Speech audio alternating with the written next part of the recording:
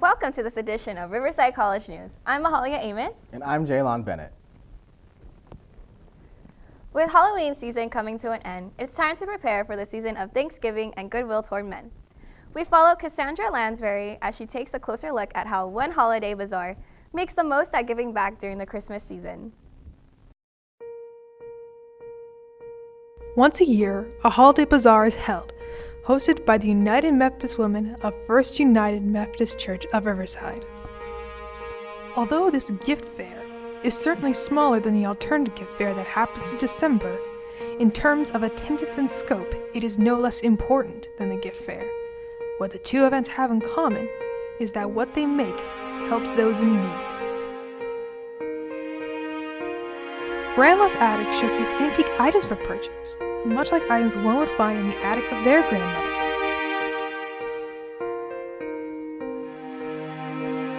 Gourmet Foods presented hand-baked goods wrapped in plastic wrap for easy transportation. The seasonal booth displayed holiday decor to decorate the house with, all handcrafted with care. The boutique featured handmade clothes and accessories, from scarves to over-the-shoulder phone holders.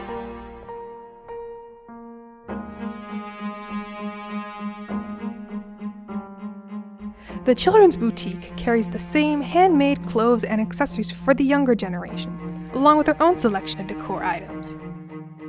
The home decor booth laid out everything from tea cozies to cloth napkins, all for use in the kitchen and dining room. The bazaar is not only a unique place to shop, but helps the community of Riverside as well. Well, several organizations here in Riverside we help support. We fund at our year-end giving. We send money to the food bank here in locally in Riverside County. We've given funds to the Salvation Army, Operation Safe House, Guardian Scholarships, the Path of Life, as well as we provide activity bags that we give to the Riverside Police Department so the children who are held up there waiting for social services have something to do. Part of the unique items available for purchase was artwork by artist Won-Jin Kim, born in 1958, a South Korean immigrant and wife of Pastor Ji Tae Kim. She was inspired by her Christian faith to paint. So, if you find yourself in the area of Riverside, or perhaps browsing the city event calendar online, and you see a charity gift fair, pop on by, peruse the aisles, pick up something made by loving hands. Know that your purchase is unique compared to something produced en masse for online marketplaces. Know that your purchase will help others. Whether it be for Christmas or a birthday, charity is the best gift of all. There are many different kinds of nonprofit organizations around Riverside. Organizations that help the homeless, the disabled, war veterans, and of course animals in need. Alexandra Stone takes a closer look at how one animal shelter is working hard to help our furry friends in need. Over 4,900 treatable companion animals were euthanized in Riverside, California in 2017. I visited Foster Army Animal Rescue, whose mission is to get that number to zero by saving one animal at a time.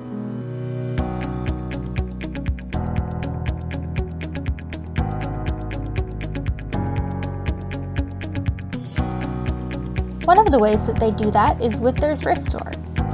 Locals can donate old items to the shop, and in turn, everything sold there goes back to supporting the animals. Well, we're unique because we have a thrift store that funds our efforts, and we have our little Fort Furry Adoption Center here in the thrift store as well. When we go to the shelter, we literally pull animals that are going to die unless we intervene. So we make it a priority and point to take the sick and injured off the euthanasia list only. And we wanted to, make this organization what we believed a rescue or a no-kill facility should be. They also plan many events centered around the rescue and thrift store, such as photo ops or craft days. Yesterday we had our pet pictures with Frankenstein. It was called Ghouls and Drools. And then coming up next month, we're doing our pet pictures with Santa Claus, which we call Santa Paws is Coming to Town. They also partner with local businesses, anywhere from photography to tattoo parlors. Local tattoo studio is going to give animal-related tattoos to the public and then give us a portion of the proceeds. So those are a few of the events coming up and more to come. We're called Foster Army, so we're trying to build an army of foster homes. So if we could get at least 1,000 foster families, we could really put a dent in how many animals get euthanized in our city. They have a long way to go to achieve their goals, but clearly, Foster Army Animal Rescue is on the right track. This is Alexandra Stone with Riverside College News. When we come back, we're going to see just how much comic book movies affect the sales of their original illustrated content. So don't go away. Hi, Mom, heading out. Later, Gator. Drive safe. I will. And don't forget to call me when you get there. I know. And don't forget to put your phone away. Already did.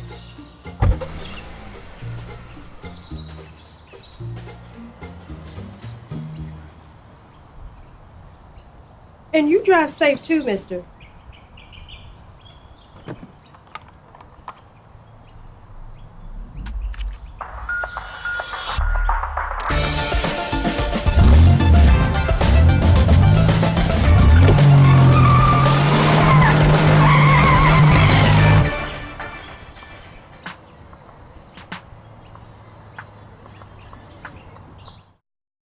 $145 over 92. 180 over 111. I had a heart attack, a cardiac arrest, and then a stroke. This is what high blood pressure looks like. You might not feel its symptoms, but the results from a heart attack or stroke are far from invisible or silent. Get back on your plan or talk with your doctor to create an exercise, diet, and medication plan that works for you. Go to loweryourhbp.org.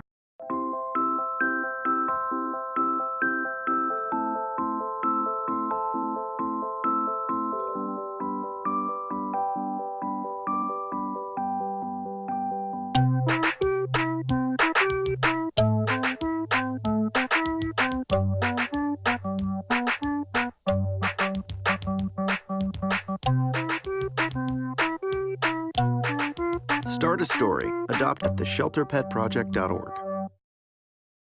Welcome back. Stan Lee, famous comic book writer, has passed away at the age of 95. He may be gone, but his stories still resonate in our hearts. His comic book movies are some of the highest grossing films in recent years. But does the source material still sell well in comparison? Travis Ortiz investigates how one local comic book shop keeps the illustrations alive.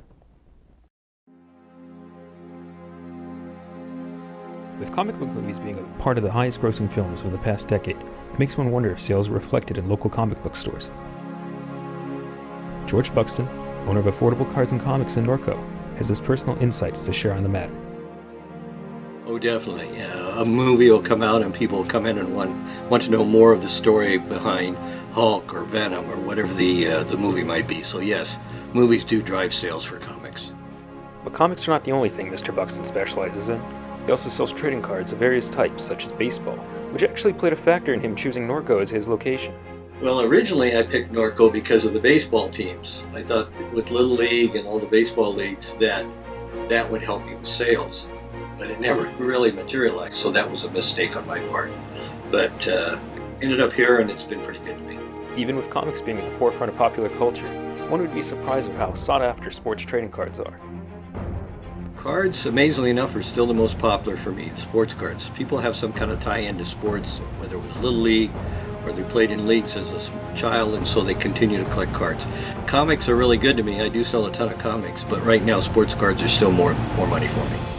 One thing that does come to mind with comic books is the prospect of rare issues that would be worth quite a bit of money. Mr. Buxton weighs in on how a trope found in television and movies may not reflect the reality of the business. I don't do much with rare, simply because my customer base or young adults, and to be honest with you, anything more than $100 is probably about it. In the past, I've had $300 or $400 like Michael Jordan rookies.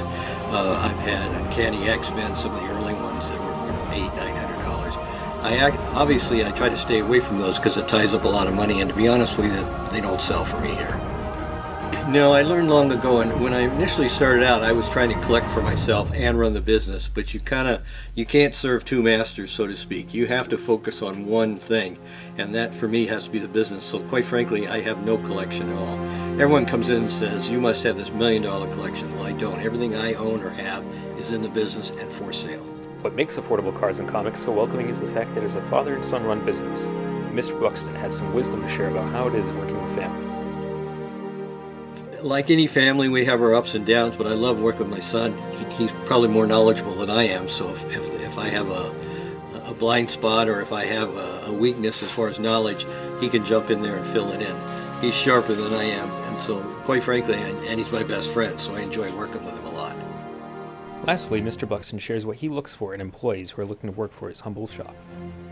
No, in the past I've had a heck of a time getting, it's really crazy. People want jobs, but the first thing they ask for is, I can't work weekends, I can't work nights, I can't work holidays, and so I kind of laugh when people come in and ask about a job simply because of their inflexibility. If one thing I've learned is that if somebody isn't willing to work 24 hours a day for you, 7 days a week, then it's probably not worth the trouble to hire them. This has been Travis Ortiz from Riverside College News. Film and television may be at the forefront of American entertainment, but the art of live theater still remains strong. Quinn Armbruster takes us backstage to one of Riverside's secret hotspots for live entertainment. Welcome to the Inland Valley Repertory Theater. Live theater has been around for some 5,000 years, dating back to the ancient Greeks who actually coined the term theater. Although the advent of motion pictures and recorded music in the early 20th century gave us many options for entertainment, the passion for live theater still endures, as vibrant as it was in Athens. One outstanding example of live theater can be found here in Claremont, California. Frank Minano, the owner and founder of the well-known theater company IVRT, is here to tell us more. IVRT stands for Inland Valley Repertory Theater Company. It's a regional theater company that's here in the Inland Empire.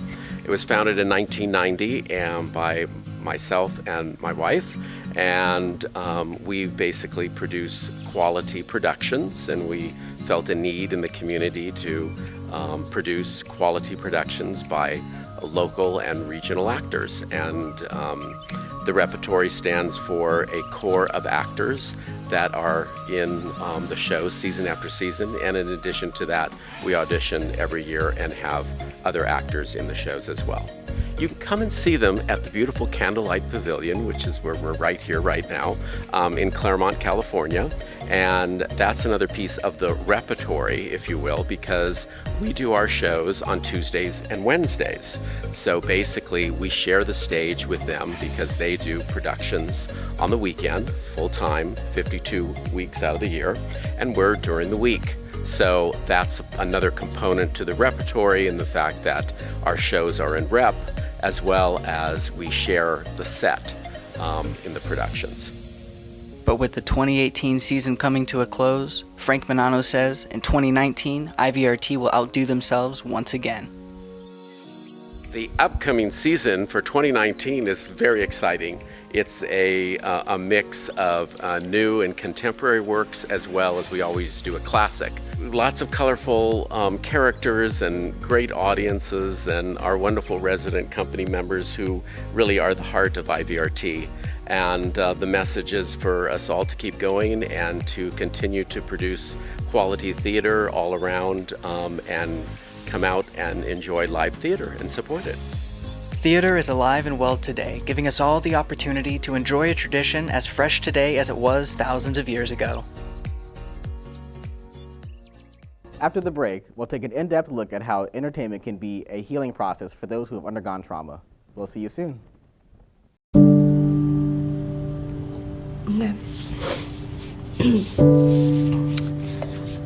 Because of you, I felt hopeless. Because you told me you didn't like my voice, I started to not like it either. I know it was a joke, but it still hurt me. Because you said rude things about my work, I started to question my own voice. Because of your negative comments online, I've almost quit doing the one thing that makes me happiest in life. Because you shared something about me that was private, I felt embarrassed. Because you said hi to me on the first day of school, I felt included and I knew that I was going to be okay. Because of you, I felt wanted and not alone in this world. Because of you sharing your story with me, I feel comfortable sharing my own. Because you were there for me, I feel beautiful. Because you were there when I was coming out, you helped me regain my confidence. I'm still here today because of you.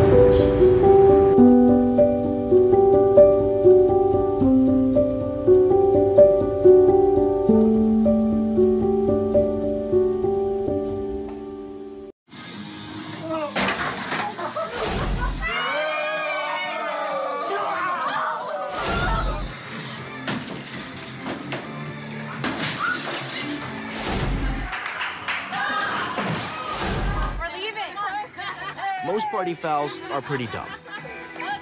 But if you decide to drink and drive underage, you could lose your license and your freedom. Underage drinking and driving. The ultimate party foul. Reborn from the ashes of childhood trauma, one local dance instructor has turned her pain into beauty. Though she lived a hard life, she has not let those hardships keep her from her dreams, nor from being an inspiration to others. Our very own Jaylon Bennett takes us on a journey of healing through dance.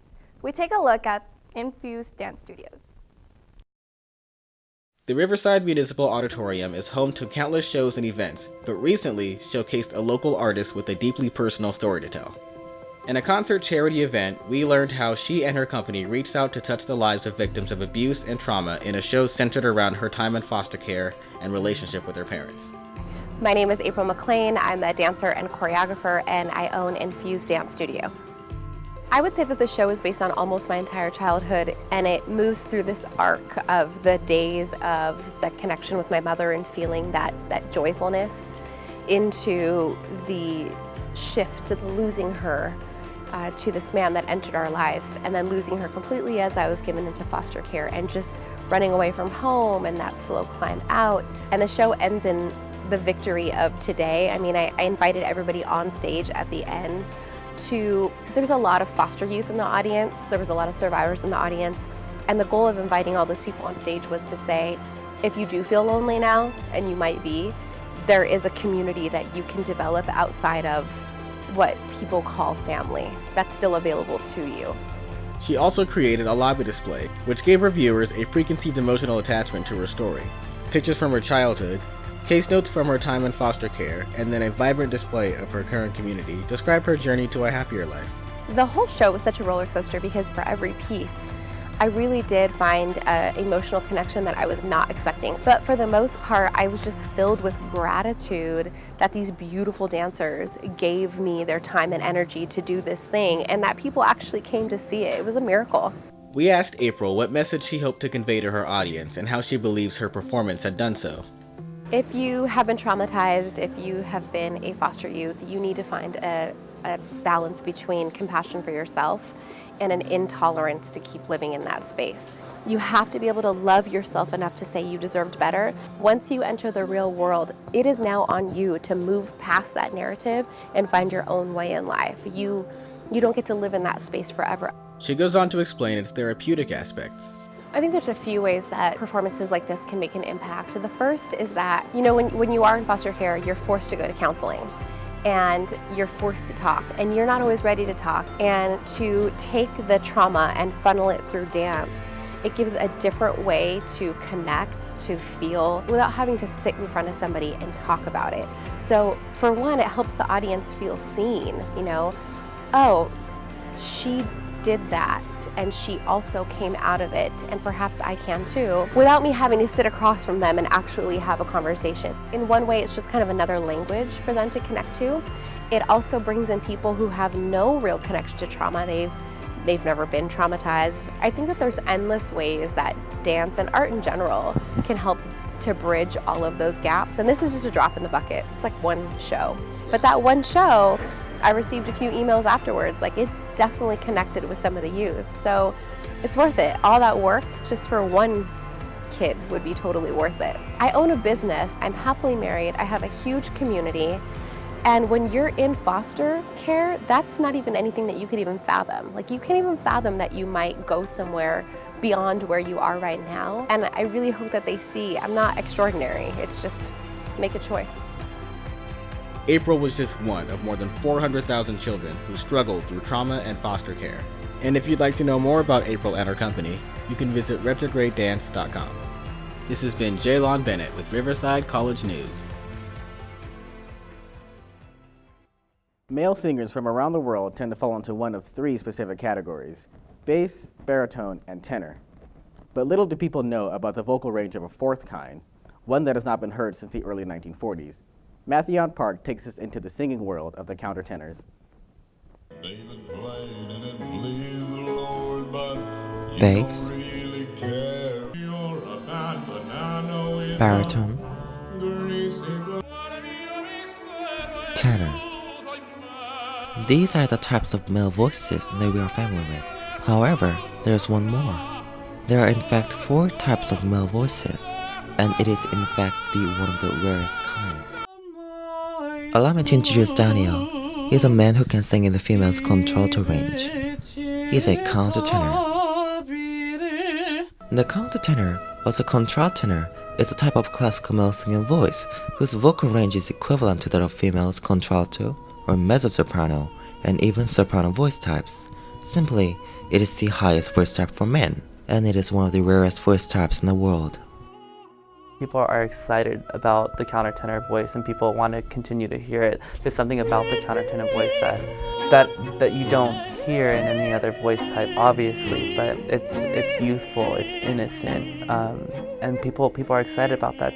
People do have that notion that it is one of the rarest voice types, and people do give you a lot of attention for it. Although males who can sing in the notes that are challenging even for females, public's reaction to countertenors have not been easy. People are just curious.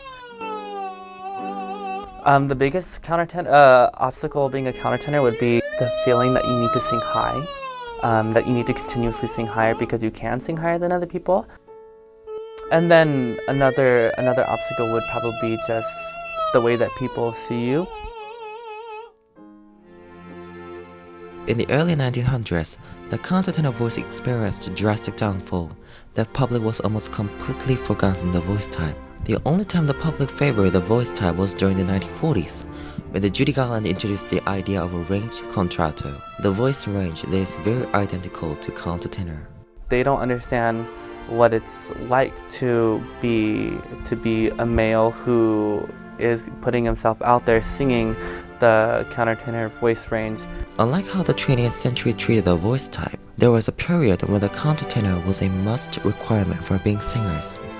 During 17th to 18th century in Europe, they would castrate young boys before they reached the age of puberty, so that they would keep their high-pitched voices to the adulthood, and the term for those voices or singers are called castratos. As the period favored the countertenor voice type, the men with special voices were hailed as today's rock stars. Here is the movie that sampled the most famous castrato in history, The Great Finale.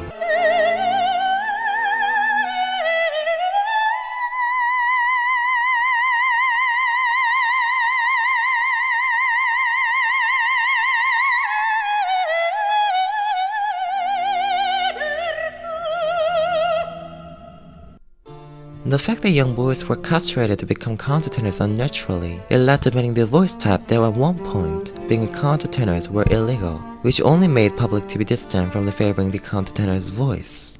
However, starting from mid-20th century, they were once again getting recognition. From the countertenor Daniel's view, there is a huge future for the countertenors in the music industry. Oh, it's going to keep growing. You hear about new countertenors, new young countertenors all the time. For the future of countertenor, I'm just excited to see more composers who are excited to write for those roles. The countertenors are gaining people's praise once more. They are definitely the voice that is worth to follow.